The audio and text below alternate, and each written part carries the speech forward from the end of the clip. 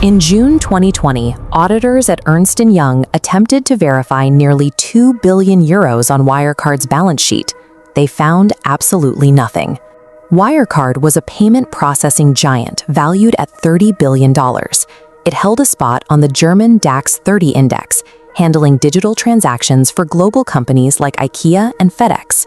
CEO Markus Braun and his chief operating officer, Jan Marsalek, cultivated this image of success. They maintained a lifestyle of private jets and elite political access that gave the company a mask of prestige. The facade held until the auditors refused to sign off on the 2019 financials. They could find no evidence that the 2 billion euros, roughly a quarter of the company's balance sheet, ever existed. The exposure of this fabricated wealth triggered one of the largest financial manhunts in modern history. Within days, Markus Braun surrendered to German prosecutors and was taken into custody on charges of market manipulation and fraud. Jan Marsalek took a different route. He paid private pilots 8,000 euros to fly him from a small airfield south of Vienna, used fake records to suggest he was in the Philippines, and disappeared into Russia. This chart shows the market's reaction. As the missing billions were confirmed, the stock price plummeted 99%. The executives backed these fake figures with forged bank documents, claiming that the cash was sitting in Philippine escrow accounts overseen by independent trustees. The entire $30 billion empire operated as a Ponzi scheme disguised as financial innovation. Short sellers and investigative journalists at the Financial Times spent years questioning Wirecard's accounts, highlighting inconsistencies in their Asian operations. Wirecard retaliated by hiring private investigators, deploying hackers to compromise their devices, and issuing aggressive legal threats to silence dissent. In early 2019, Germany's financial regulator, BaFin, intervened. Instead of auditing Wirecard, they issued an unprecedented ban on short-selling its stock to stabilize its price.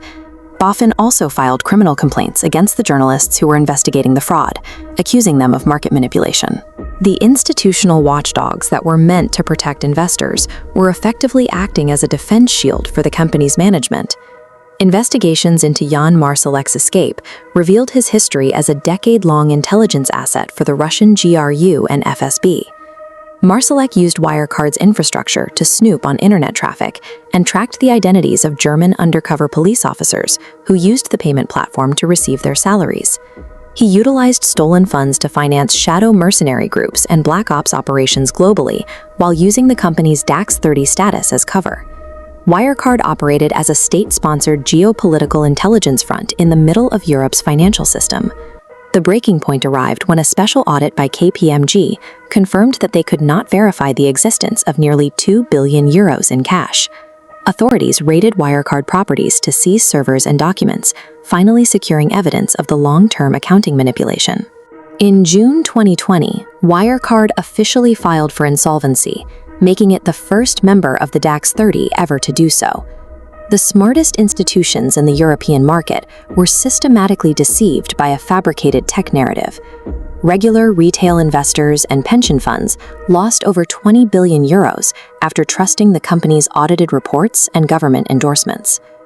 Following the collapse, the German government overhauled its financial oversight laws and restructured its regulators to prevent similar failures. Markus Braun remains in custody facing criminal trials for fraud, while Jan Marsalek remains under Russian protection.